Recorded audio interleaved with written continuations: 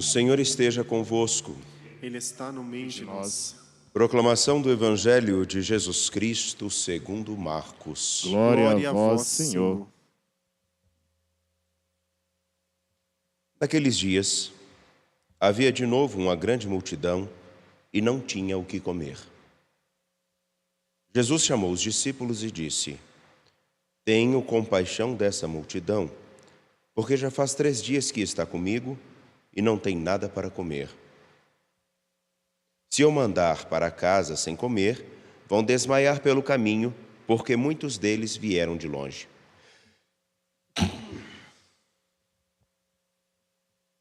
Os discípulos disseram: Como poderia alguém saciá-los de pão aqui no deserto? Jesus perguntou-lhes: Quantos pães tendes? Eles responderam: 7. Jesus mandou que a multidão se sentasse no chão. Depois, pegou os 7 pães e deu graças.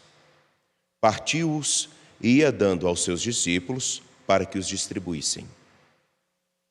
Eles os distribuíram ao povo. Tinham também alguns peixinhos. Depois de pronunciar a bênção sobre eles, mandou que os distribuíssem também. Comeram e ficaram satisfeitos e recolheram 7 cestos com os pedaços que sobraram. Eram 4.000, mais ou menos. E Jesus os despediu. Subindo logo na barca com seus discípulos, Jesus foi para a região de Dalmanuta. Palavra da salvação. Glória a vós, Senhor. Hoje, em todo o mundo, celebramos o Dia Mundial dos Enfermos. Aqueles que, fragilizados, precisam de nossos cuidados, ou ainda, no mínimo, se não de cuidados, precisam de nossa atenção. Também o dia de Nossa Senhora de Lourdes, que apareceu a Elizabeth Subiru e que a ajudou a compreender tudo aquilo que ela poderia fazer na sua dificuldade financeira, na sua dificuldade como cidadã francesa, na sua dificuldade como cristã, na sua dificuldade com sua família. Pois bem, hoje nada mais propício do que o livro de Gênesis ter como início, na perícope que nós escutamos, no pequeno trecho, a pergunta: onde estás? Essa pergunta é feita logo depois do homem ter feito a sua escolha de tocar e comer no fruto do conhecimento do bem e do mal. Motivado pela interpelação de ser como Deus. Me lembro que ao longo dessa semana nós tivemos a oportunidade de, comigo, Padre Samuel, debruçarmos-nos sobre a realidade de que, mais do que um fruto, do que uma maçã, ou do que alguma coisa relacionada a sexo, o que Gênesis indica é justamente que conhecer o bem e o mal, conhecer a complexidade da vida é um atributo de Deus. Se nós fazemos a escolha de ter conhecimento do bem e do mal, é necessário também que nós estejamos com a consciência muito clara. Tomar consciência. Tomar consciência é saber olhar para si, para a vida, para o mundo e saber assumir as consequências de suas escolhas, não tendo ninguém a culpar. Tomar consciência é ciência, consciência, conhecimento, saber qual é o meu lugar neste mundo. E quando nós tomamos consciência somos responsáveis por aquilo que fazemos, falamos, escolhemos. E esse trecho, mais do que uma mera acusação,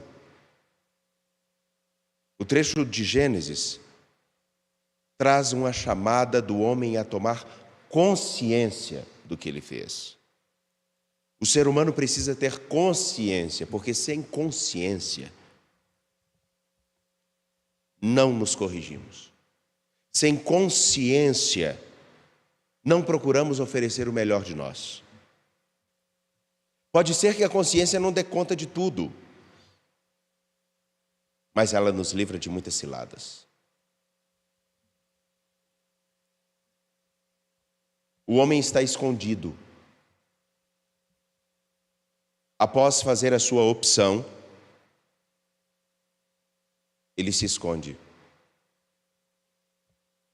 E a pergunta de Deus, nosso Senhor, após esse mesmo homem estar escondido, ouvir a voz do Senhor seu Deus no jardim e por medo esconder-se porque estava nu, a pergunta é: como você sabe que está nu?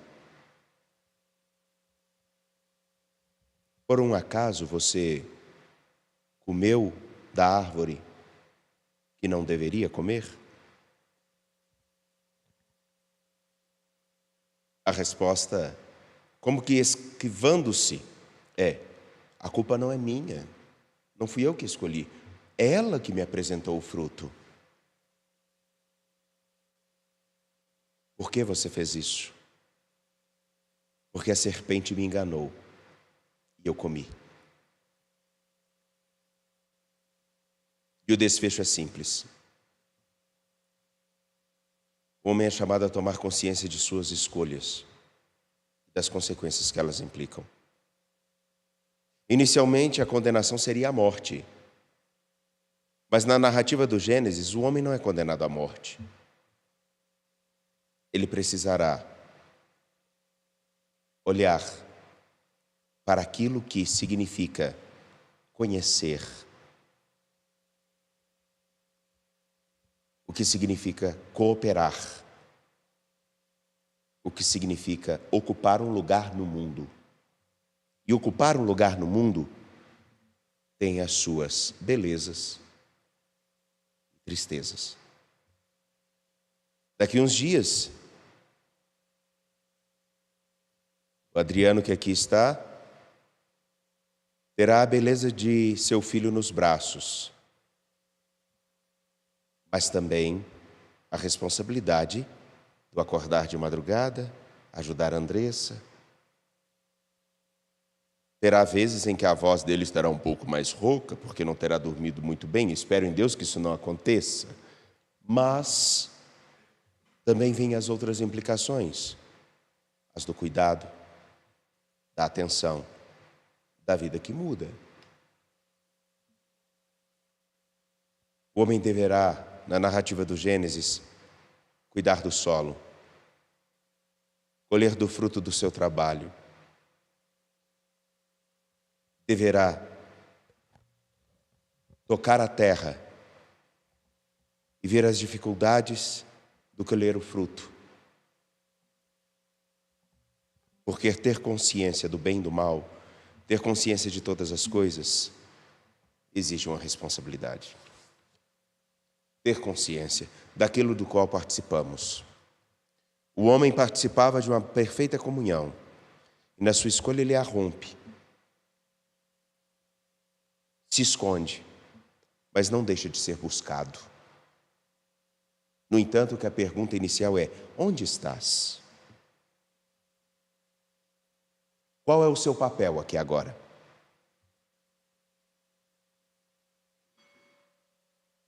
Uma cena semelhante nos é apresentada em Marcos capítulo 8, versículo 1 a 10.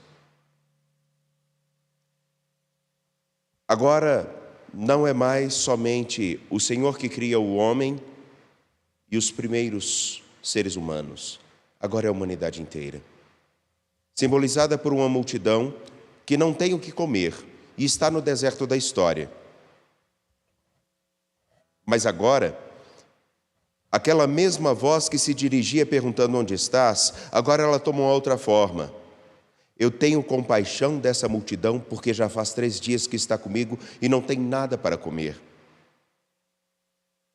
Se eu os mandar para casa sem comer, vão desmaiar pelo caminho, porque muitos deles vieram de longe. Versículos 2 e 3. Agora é o Senhor nosso Deus, na pessoa de seu Filho Jesus Cristo, que olha para a multidão com fome, se compadece, e não mais pergunta onde está, mas ele já está no meio desse povo. Entretanto, o mesmo povo que continua a precisar do seu apoio, do seu socorro. Mas aqueles que caminham com ele se esqueceram do que já viveram. Eles já viram o Senhor nosso Deus multiplicando os pães.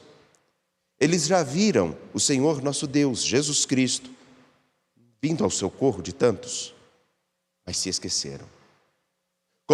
Quando não temos consciência de a quem seguimos, do que fazemos, perdemos a consciência também do nosso papel. Um grande problema no tempo presente, me permitam, é que muitos não têm a consciência do seu papel e do seu lugar, na igreja e no mundo. Delegam aos outros aquilo que são os males que sofremos. Passam para outras mãos aquilo que é o labor das suas. Colocam a responsabilidade em alguns, mas se esquecem de perceber que quem resolve fazer o caminho com Jesus Cristo também tem a sua parcela de responsabilidade. Porque não há ninguém tão pobre que não tenha nada a oferecer, e não há ninguém tão rico que não tenha nada a receber. Os discípulos manifestam a sua falta de consciência de que a quem seguem e do que portam, na seguinte expressão: como poderia alguém saciá-los de pão aqui no deserto? Como poderia alguém fazer alguma coisa por eles? Vejam que eles realmente não têm consciência daquilo que aconteceu, se não me engano, no capítulo 6 de Marcos. Eles não têm consciência de a quem eles estão seguindo. Eles não sabem que aquele que com eles atravessava o deserto e fez tantas coisas, que passou ao longo do mar e os chamou, aquele é quem sacia. Mas como é a grande prepotência do ser humano pensar que sabe de tudo, eles olham para o que têm ou para o que acham possuir. Realmente, quem poderia saciar toda uma multidão de 4.000 no deserto? Aquele que olha para os discípulos e faz a mesma pergunta: quantos pães tendes? Quantos pães tendes? Eles respondem: 7. 7 pães diante de uma multidão não é nada. Mas 7, símbolo da plenitude, nas mãos daquele que nos ofereceu tudo e se compadece de nós, é muita coisa. A nossa miséria e a nossa pequenez, diante da nossa prepotência, é definitivamente inútil. Mas a nossa entrega completa àquele que sabe como cuidar da vida com instrumentos insuficientes é muito. E vejam a didática do evangelista, que é simples. Jesus pede que a multidão se sente. Ele pega os 7 pães dos seus discípulos, dá graças, parte e entrega aos discípulos. Ele mesmo poderia ter entregue, mas ele entrega aos discípulos, que vão distribuir à multidão, para que os próprios discípulos percebam que aquilo que na sua miséria, ou que no que acham que é tão pouco, não significa nada, quando, fazendo aquilo que o Senhor lhes manda, alimenta a tantos.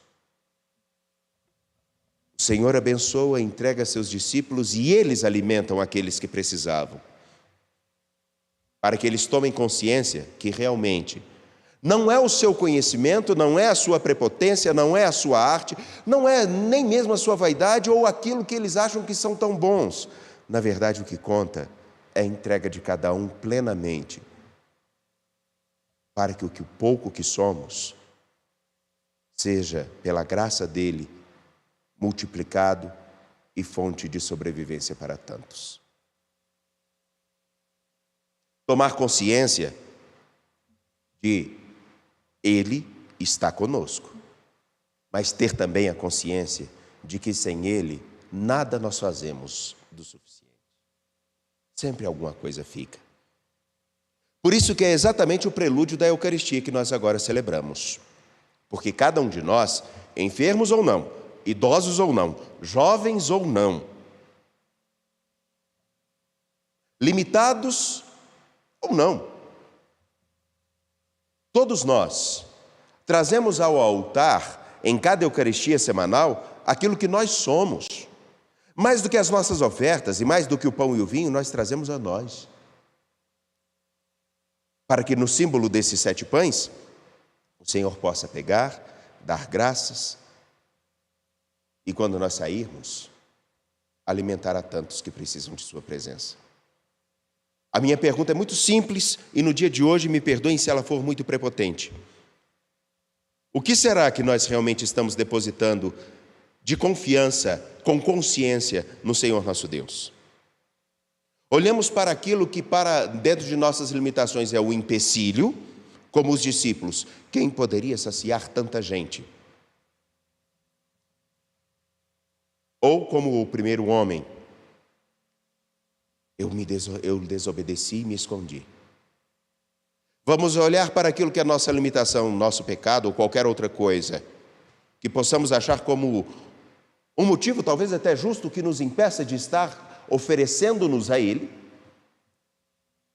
Ou vamos simplesmente confiar e com consciência dizer, contigo eu posso fazer mais?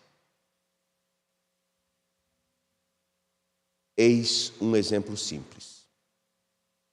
Os enfermos têm a sua limitação, mas são uma fonte inesgotável de aprendizado para a vida. Seus cuidadores são limitados, mas podem ter a consciência do quanto significa uma presença fraterna e solidária no momento de dor, mesmo que seja penoso após longas horas de trabalho. Como também, seja no ministério ordenado, ou seja como pai ou mãe de família, como estudante, como filho, em qualquer lugar da sociedade, quando nós tomamos consciência do pouco que nós fazemos, unidos a Deus, que significa tanto para a vida dos outros, renovamos nossas forças. Que cada Eucaristia que vivermos, que cada momento que estivermos com nosso Senhor, seja sempre um sinal daquilo que nós podemos significar para alimento de tantos. Porque sempre teremos desculpas, ou sempre teremos um motivo para achar que o que nós somos é insignificante. Mas para quem nada tem, o que nós achamos como insignificante pode ser um banquete. O que você oferece ao nosso Deus, para que através de você, Ele faça a diferença na vida de tantos.